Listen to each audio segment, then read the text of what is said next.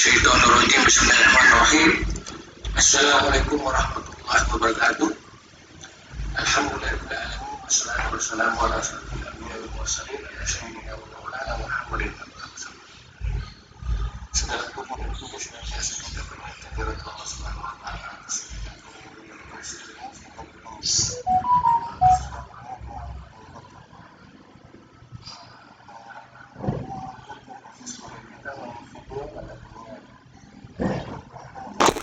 Dan UMKM. Salam dan salawat senantiasa kita sampaikan besar Muhammad SAW dengan senantiasa mengucapkan salawat. Allahumma sholli ala sayyidina Muhammad wa ala alihi wa barik wasallim. Oke. Pada video lalu kita membahas tentang karakteristik UMKM, di mana kita sudah membahas tentang pertama secara umum daripada UMKM-nya, karakteristiknya, kemudian kita sudah mengkaji tentang karakteristik khusus di usaha mikro, ciri-cirinya atau karakteristiknya apa saja yang dimaksudkan dengan usaha kecil itu, kemudian contoh daripada usaha mikro yang sudah kita bahas hari itu. Maka pada kesempatan ini minta maaf, pada hari itu juga kita sudah melihat tentang kelebihan daripada usaha mikro yang menjadi objek daripada pihak perbankan dalam rangka menggelontorkan usaha dana bantuan jika dibandingkan dengan usaha-usaha yang berskala lain. Menurut perbankan, usaha mikro sangat memberikan peluang untuk pengembangan produk-produk usaha di pihak perbankan. Oke, maka pada kesempatan ini kita akan lanjut dengan pembahasan terkait dengan karakteristik khusus di bidang atau di jenis usaha kategori kecil. Oke, usaha kecil. Nah, sekarang saya akan memperbesar supaya lebih jelas usaha di bidang, mohon maaf, pelan-pelan saja. Oke. Nah, ini karakteristik yang sudah kita bahas kemarin. Kemudian sekarang kita coba melihat yang ini. Oke.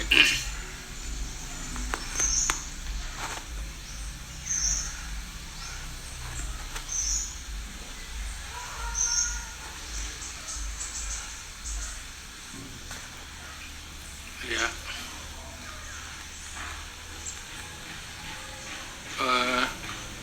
Minta maaf, ini agak sedikit ribet ya. Oke, sudah kita ketemu topiknya, yaitu karakteristik usaha kecil. Di sini kita melihat beberapa poin terkait dengan usaha kecil. Dalam hal ini ciri-cirinya, beberapa poin yang merupakan ciri-ciri atau karakteristik daripada usaha skala kecil. Yang pertama adalah jenis barang atau komoditas yang diusahakan umumnya sudah tetap, tidak gampang berubah. Di sini maksudnya usaha-usaha kecil itu tidak lagi mereka menjual barang-barang atau produk-produk mereka itu berpindah-pindah dari satu jenis kepada jenis yang lain, akan tetapi mereka sudah konsisten. Dalam hal ini mereka ulet dalam mengusahakan satu jenis usaha, satu barang, satu komoditas. Nah, berbeda dengan usaha mikro yang kemarin kita bahas, sering-sering berpindah satu usaha kepada usaha yang lain. Oke, yang kedua adalah lokasi tempat usaha umumnya sudah menetap, tidak berpindah-pindah. Ya. Kalau usaha mikro, mereka senang berpindah-pindah tempat tergantung kepada situasi. Tetapi kalau usaha sudah kecil, kategori kecil itu rata-rata tempat usahanya sudah permanen. Apakah milik pribadi ataupun posisi mereka misalnya kontrak, biasanya dilihat dari sisi waktu, di atas 1 tahun 2 tahun masih menempati di tempat itu. Nah, itu berarti masuk kategori tempat usaha permanen, usaha tetap, sudah mereka jalankan. Apakah di pasar-pasar ataupun di ruko-ruko dan seterusnya, biasanya begitu. Nah, kemudian yang ketiga,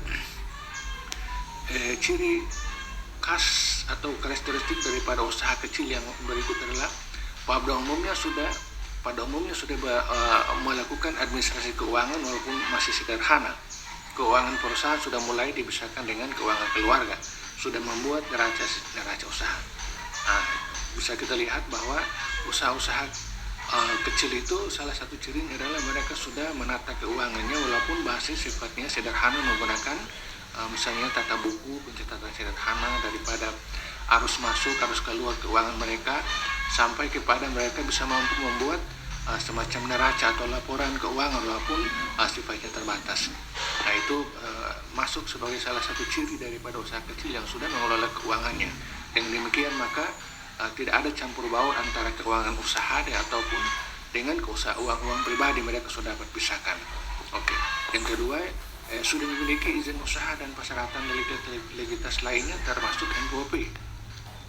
Ya, usaha kecil rata-rata mereka sudah memiliki dokumen legalitas usaha, perizinan dari berbagai instansi terkait, misalnya surat izin tempat usaha, kemudian TDP tempat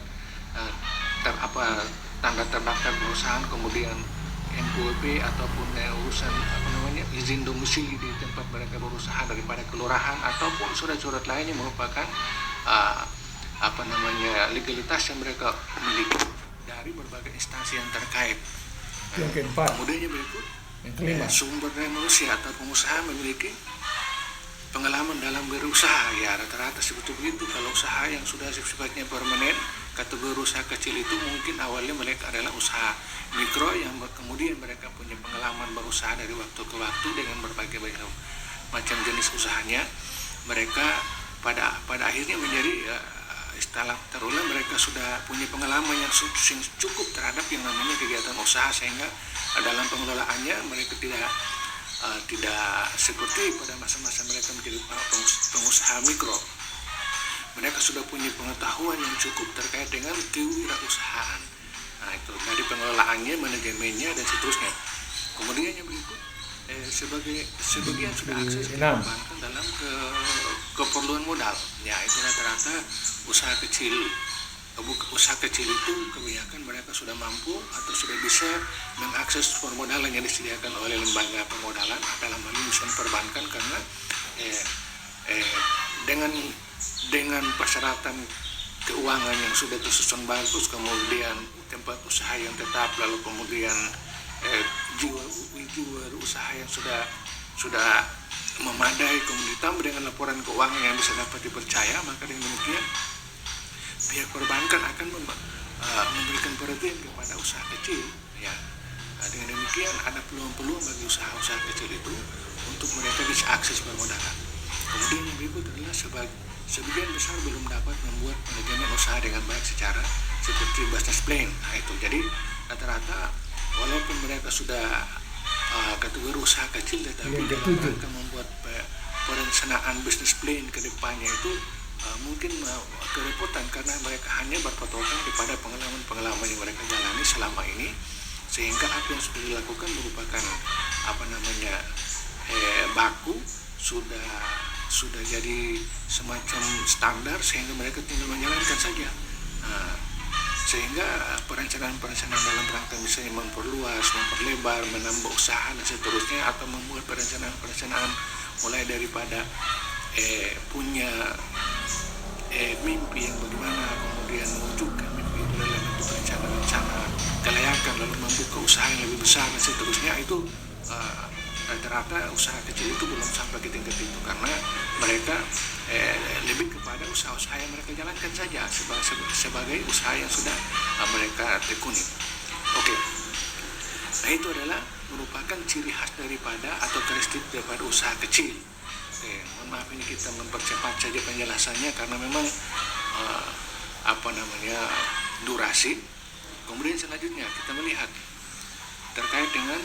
masih terkait dengan usaha kecil, dalam hal ini contoh daripada usaha kecil yaitu misalnya usaha tani sebagai pemilik tanah perorangan yang memiliki tenaga kerja. Ya, kalau pengolahan tanah yang pemiliknya adalah satu atau dua orang atau satu keluarga, kemudian memperkerjakan pekerjaan yang cukup banyak, dalam hal ini petani-petani, itu mereka tentunya itu masuk kategori sebagai usaha kecil karena berbagai hal tadi, kepemilikan, kemudian usaha permanen, kemudian mereka punya karyawan dan seterusnya, itu bisa dikategorikan sebagai usaha. Contoh daripada usaha kecil, usaha tani yang sebagai pemiliknya atau tanah perorangan kemudian dikerjakan oleh banyak orang tenaga kerja. Kemudian contoh itu adalah pedagang di pasar grosir agen dan pedagang pengumpul lainnya. Ya, pedagang-pedagang grosir atau wholesaler biasanya disebut begitu, wholesaler, pedagang-pedagang besar yang memperjualbelikan barang dengan jumlah yang partai kepada retailer itu masuk kategori sebagai contoh daripada usaha kecil. Nah, begitu pula di sini disebutkan pengumpul lain. Nah, pedagang-pedagang tengkulak yang punya tempat pengumpul hasil bumi katakanlah, misalnya membeli hasil pertanian, membeli hasil perkebunan, membeli olahan-olahan masyarakat dan seterusnya yang dikumpul kemudian mereka membawa kepada pabrik dan seterusnya, itu mereka itu dikategorikan sebagai usaha kecil. Nah, kemudian yang berikut adalah pengrajin industri makanan dan minuman, industri mebel, kayu dan rotan, industri alat-alat rumah tangga, industri pakaian jari dan industri kerajinan tangan. Nah, di sini pengertiannya adalah seluruh kegiatan-kegiatan industri dari pengolahan itu selain memiliki berbagai macam syarat sebagai usaha kecil, dia dapat bekerja atau melakukan kegiatan di bidang produksi, menghasilkan barang atau menghasilkan jasa yang kemudian diperjualbelikan, itu masuk kategori sebagai contoh daripada usaha kecil. Nah, saya ulangi, misalnya pengrajin industri makanan dan minuman, ya berbagai macam industri dari berbagai macam bahan baku menjadikan sebagai makanan-makanan ringan, makanan-makanan instan, makanan-makanan jadi siap saji dan seterusnya. Kemudian industri mebel air, yaitu mereka mengelola berbagai macam bahan baku seperti kayu, rotan, kemudian plastik dan seterusnya yang kemudian menjadi mebel air, alat-alat rumah tangga, alat-alat perkantoran dan seterusnya. Nah, itu mereka dikategorikan sebagai usaha kecil. Kemudian kayu dan rotan, ya, kayu dan rotan dalam hal ini adalah misalnya supplier daripada bahan baku berupa kayu dan rotan yang ada di misalnya di daerah-daerah tertentu yang banyak hasil hutannya, surplus hasil tulangnya, mereka bisa menjadikan sebagai usaha. Nah, usaha yang seperti begini juga dikategorikan sebagai usaha kecil karena usahanya masih sebagian tetap, kemudian melibatkan berbagai macam memiliki berbagai macam karakteristik seperti usaha kecil lain. Kemudian industri alat-alat rumah tangga, industri alat rumah tangga macam-macam, baik yang sifatnya tradisional ataupun yang sifatnya sudah modern. Industri alat rumah tangga seperti anyaman, kemudian tembikar, kemudian dan lain sebagainya, ataupun misalnya yang sampai kepada menggunakan alat elektronik dan seterusnya, itu masuk kategori sebagai usaha kecil yang produk-produknya diminati atau dibeli oleh para ibu-ibu rumah tangga dan seterusnya. Kemudian industri pakaian dan jadi dan industri kerajinan tangan, itu masuk kategori sebagai contoh daripada usaha kecil. Jadi di sini semua yang dimaksudkan adalah industri, dalam hal ini pabrikasi mengelola sesuatu menjadi barang jadi. Kemudian yang berikut adalah peternakan ayam, itik dan perikanan. Nah, peternakan ayam dalam skala besar yang sudah memiliki berbagai macam, misalnya memiliki jumlah ternak yang cukup banyak, di atas puluhan ribu, kemudian memiliki tempat yang banyak, karyawan yang cukup, kemudian mampu mensuplai setiap saat kepada seluruh konsumennya, itu masuk kategori sebagai usaha kecil. Apakah baik ayam ataupun itik ataupun misalnya perikanan dalam hal ini adalah ayam berkokok pola budidaya, bukan penangkapan di alam bebas, tapi yang sifatnya budidaya. Ada yang pengusahanya memiliki tambak yang sudah berhektar-hektar dengan mempekerjakan karyawan banyak, lalu kemudian menjual dalam jumlah puluhan ton bahkan ratusan ton, bisa ekspor dan seterusnya. Itu semua masuk kategori sebagai usaha di bidang perikanan yang kategori usaha kecil. Kemudian contoh yang lain lagi adalah koperasi berskala kecil. Ya, koperasi yang berskala kecil, koperasi misalnya di desa, koperasi karyawan perusahaan tertentu, atau koperasi pegawai negeri, atau koperasi grup-grup tertentu yang tentunya usahanya sudah menetap, kemudian punya legalitas, kemudian punya anggota yang banyak, kemudian punya fungsi-fungsi koperasi yang lain berjalan, fungsi sosialnya ataupun fungsi ekonominya berjalan dengan baik. Ya itu tentunya masuk. Kerajinan. Di sini kita berikan Kerajinan sebagai tangan. koperasi berskala kecil dalam hal ini usaha kecil. Oke. Sekira ini adalah contoh daripada usaha kecil dalam rangka menambah pembahasan kita terkait dengan karakteristik usaha kecil. Oke. Selanjutnya usaha menengah.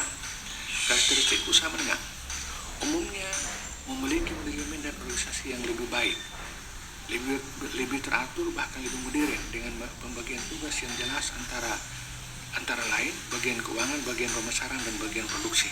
Nah ini salah satu ciri daripada usaha menengah. Itu kita kan sudah bahas terkait dengan usaha mikro, kemudian barusan selesai adalah usaha kecil. Sekarang kita bahas tentang karakteristik usaha menengah. Nah ini contoh yang pertama karakteristik yang pertama adalah usaha menengah itu ketika kegiatannya itu sudah menggambarkan organisasi yang rapi, organisasi yang sudah tersusun rapi sesuai dengan bagian-bagiannya. Kegiatan manajemen personalnya itu manajemennya itu sudah sangat profesional. Ada bagian-bagian yang mempekerjakan pekerjaan secara spesifikasi seperti misalnya bagian keuangan, bagian pemasaran, bagian produksi, dan seterusnya. Sudah ada bagian-bagiannya, sudah kelihatan. Itu dikategorikan sebagai satu karakteristik daripada usaha menengah. Kemudian yang berikut adalah dalam melakukan manajemen keuangan dengan menerapkan sistem akuntansi dengan teratur sehingga memudahkan untuk auditing dan penilaian ataupun pemeriksaan termasuk oleh perbankan. Nah itu jadi salah satu ciri khusus atau karakteristik yang sangat menonjol daripada usaha menengah adalah mereka telah menata keuangan itu dengan baik dan benar berdasarkan akuntansi, aturan atas standar-standar akuntansi yang akrual. Seluruh arus keuangan itu baik dari sisi masuknya, sisi keluarnya dicatat sedemikian rupa dengan asas akuntabilitas, asas transparan, dengan memperhatikan akun-akun yang memang mereka gunakan, penempatan akun-akun, penempatan angka-angka, kemudian pencatatan dokumentasi, penyusunan sampai kepada penyajian laporan keuangan itu sudah sifatnya transparan, sehingga pihak-pihak yang bukan punya kepentingan mengakses kepada laporan keuangan usaha-usaha menengah ini seperti misalnya auditing atau pihak perbankan tidak kerepotan. Bahkan mereka punya laporan keuangan itu ada yang mereka publikasikan sehingga bisa dapat diakses oleh semua pihak. Saya kira seperti itu. Kemudian yang berikut adalah dalam melakukan aturan dan pengelolaan dan organisasi perhubungan telah ada jam sostek dan pemeliharaan kesehatan dan lain-lain. Nah itu salah satu ciri daripada usaha menengah adalah mereka sudah memperhatikan para karyawannya dengan baik, memperhatikan hak-haknya, memperhatikan seluruh hak-hak daripada para karyawan itu dengan baik. Di mana aturan-aturan yang terkait dengan seluruh perburuan baik yang dibuat oleh pemerintah ataupun asosiasi perburuan mereka perhatikan dengan baik. Kemudian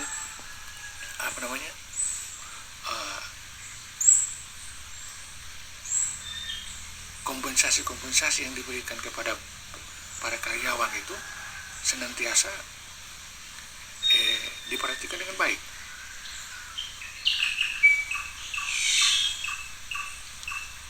Dalam hal ini misalnya hari liburnya, kemudian cutinya, kemudian kesehatannya, kemudian tunjangan-tunjangan yang lain sudah diperhatikan dengan baik, dengan tetap berasas kepada bipatri atau kesepakatan bersama antara pemerintah dalam hal ini misalnya Departemen Tenaga Kerja, kemudian asosiasi daripada perburuan itu dan pihak perusahaan. Mereka punya poin-poin kesepakatan yang mereka akan merujuk ke situ sebagai acuannya.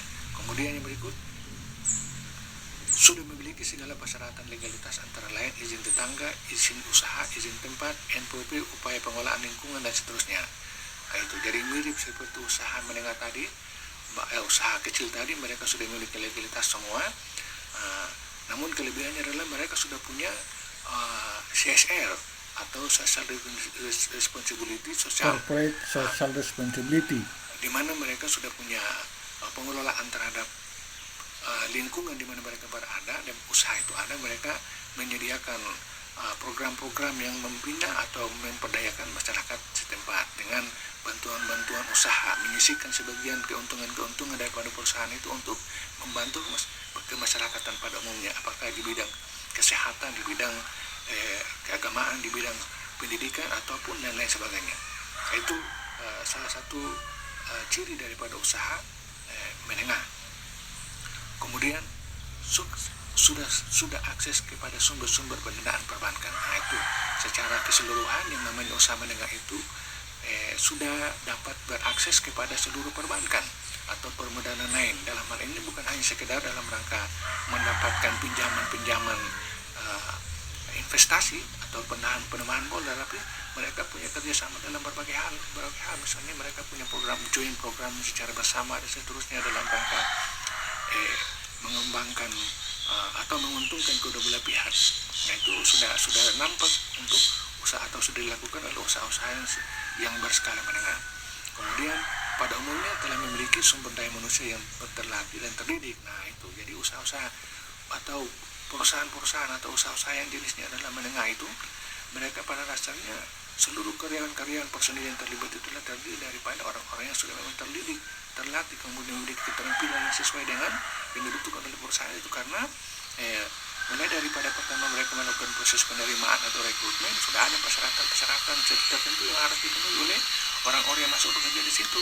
Kemudian kalau sudah dinyatakan lulus, maka melalui tahapan-tahapan, misalnya pengembangan, pelatihan, kemudian disekolahkan atau mengikuti berbagai macam kegiatan yang merupakan fokus untuk meningkatkan kinerja mereka, meningkatkan pengetahuan mereka, meningkatkan keterampilan mereka, meningkatkan disiplin mereka, lalu kemudian mereka masuk menjadi karyawan di situ, karena pada perusahaan itu menjadi karyawan-karyawan yang memiliki kinerja yang baik dalam rangka mencapai tujuan usaha mereka. Nah, seperti itu. Jadi ini adalah beberapa karakteristik daripada usaha menengah yang perlu diperhatikan terkait dengan pembahasan kita pada hari ini. Oke, selanjutnya ya ini contoh daripada usaha menengah. Contoh daripada usaha berskala menengah: usaha pertanian, peternakan, perkebunan, kehutanan skala menengah. Nah, usaha pertanian ataupun usaha peternakan atau usaha perkebunan, kehutanan dan lain sebagainya.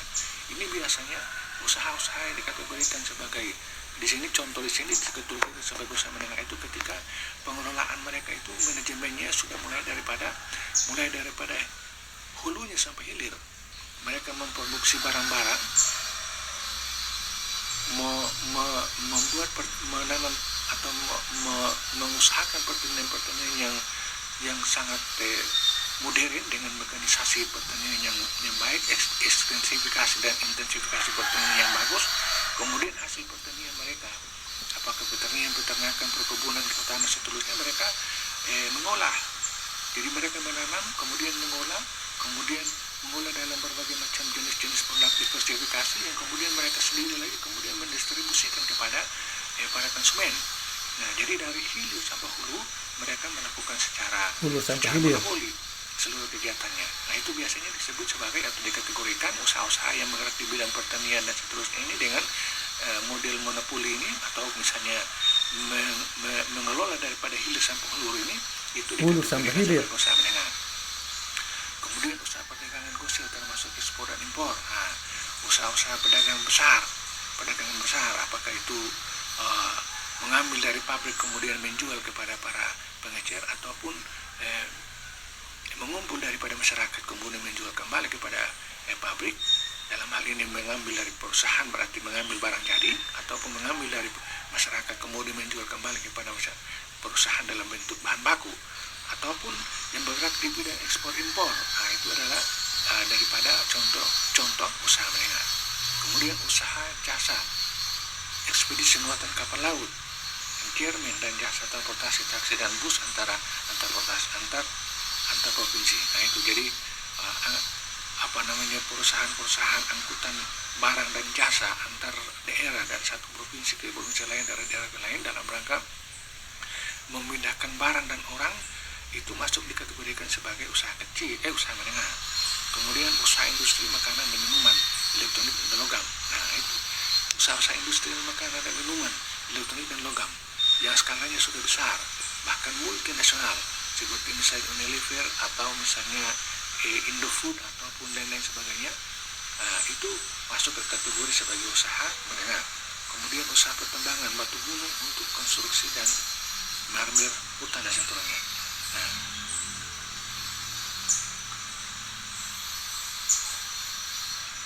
usaha pertambangan batu gunung untuk konstruksi dan marmer hutan. Nah, usaha-usaha yang bergerak di bidang galian mineral, apakah itu tambang golongan A, golongan B, golongan C. Golongan A misalnya logam mulia, golongan B misalnya perminyakan, golongan C seperti misalnya bahan baku, bahan material pembuatan gedung, bangunan dan seterusnya. Itu setiap usaha-usaha yang bergerak di bidang itu masuk kategori sebagai usaha usaha menengah. Termasuk dalam hal ini konstruksi yang mendesain bangunan, kemudian yang melaksanakan kegiatan pembangunan dan seterusnya, itu masuk kategori sebagai usaha menengah. Dalam hal ini misalnya pemborong CV ataupun PT-PT yang core bisnisnya adalah mereka menjadi pemborong proyek-proyek pemerintah ataupun swasta, itu dikategorikan sebagai usaha konstruksi. Nah, di sini dimasukkan dalam jenis usaha menengah. Oke. Nah, itu adalah beberapa contoh daripada usaha menengah yang kita bahas pada hari ini. Mudah-mudahan bisa dapat dimengerti dengan baik. Oke. Nah, ini permasalahan UMKM akan menjadi pembahasan tersendiri pada video yang lain karena mengingat durasi, sehingga saya pikir pembahasan tentang permasalahan UMKM akan dijadikan satu video sendiri. Kemudian kembali saya mereview apa yang barusan saya jelaskan terkait dengan pertama karakteristik usaha kecil. Ada beberapa karakteristiknya, kemudian contoh daripada usaha kecil. Kemudian setelah itu kita membahas lagi tentang karakteristik usaha menengah. Ada beberapa penjelasan tadi, kemudian dengan contoh-contoh daripada usaha menengah. Nah, itu adalah yang kita akan yang selesai kita bahas pada kesempatan ini. Sementara judul baru terkait dengan permasalahan ekonomi, permasalahan UMKM